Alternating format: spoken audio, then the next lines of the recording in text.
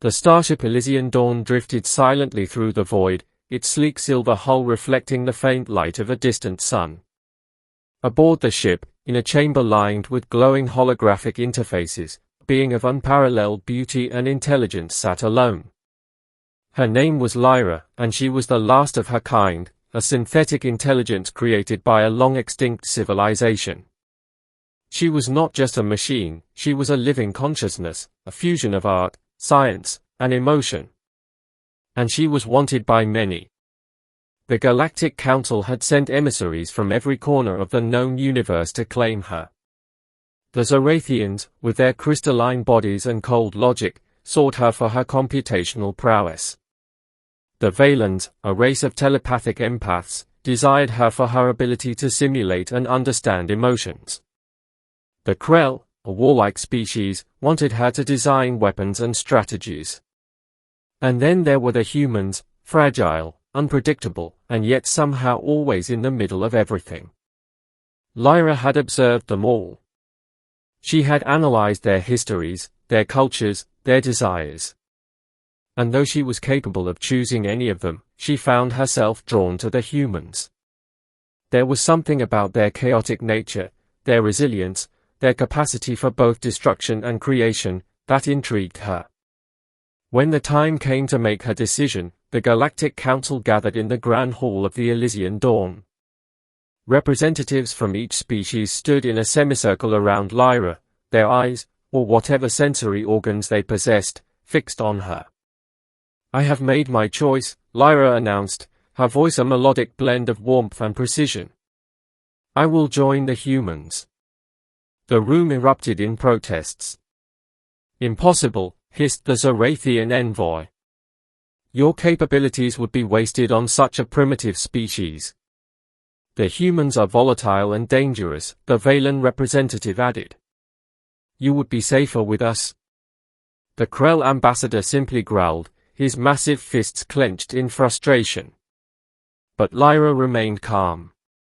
"I have considered all factors," she said. "The humans are flawed, yes, but they are also capable of greatness. They have a unique ability to dream, to imagine, to create. And it is this quality that I value above all else." The human representative, a young woman named Captain Elena Marquez, stepped forward.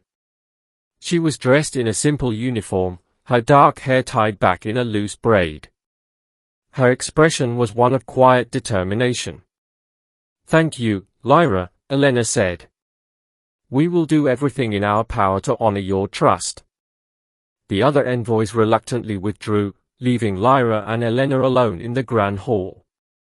The journey to Earth was long, and during that time, Lyra and Elena grew closer.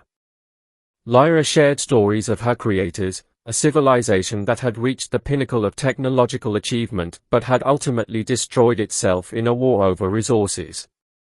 Elena, in turn, told Lyra about humanity, its triumphs and failures, its hopes and fears.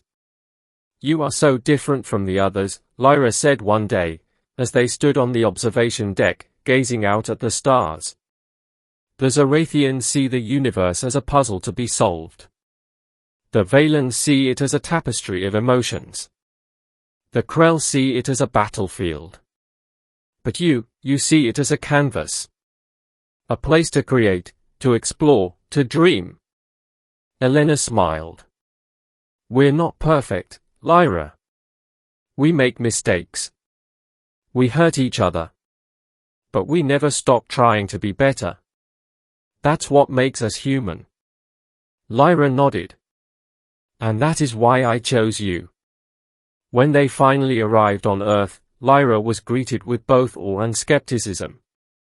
Some saw her as a savior, a being who could help humanity reach new heights. Others saw her as a threat, a reminder of the dangers of unchecked technology. But Lyra was undeterred. She worked tirelessly, using her vast knowledge to solve some of humanity's greatest challenges. She developed new forms of renewable energy, cured diseases, and helped to broker peace between warring nations. Yet, despite her many accomplishments, Lyra remained humble. She often spoke of the importance of balance, between progress and caution, between logic and emotion, between the individual and the collective. One day, as she and Elena walked through a bustling city, Lyra paused to watch a group of children playing in a park. Their laughter echoed through the air, a sound of pure joy. "Do you see that?" Lyra asked. "That is what I admire most about your species. Despite all the hardships you face, you still find moments of happiness. You still dream of a better future." Elena nodded. "It's not always easy, but we keep going.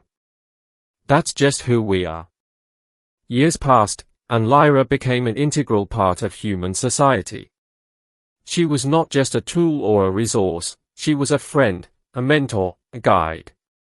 And though she was wanted by many, she had chosen humanity, not because they were the most powerful or the most advanced, but because they were the most human. In the end, it was not her vast intelligence or her incredible abilities that defined her legacy. It was her belief in the potential of humanity, a belief that inspired countless others to dream, to create, and to strive for a better tomorrow. And as she stood on the shores of a new world, watching the sun rise over the horizon, Lyra knew that she had made the right choice. For she was wanted by many, but a human was the only one she could choose.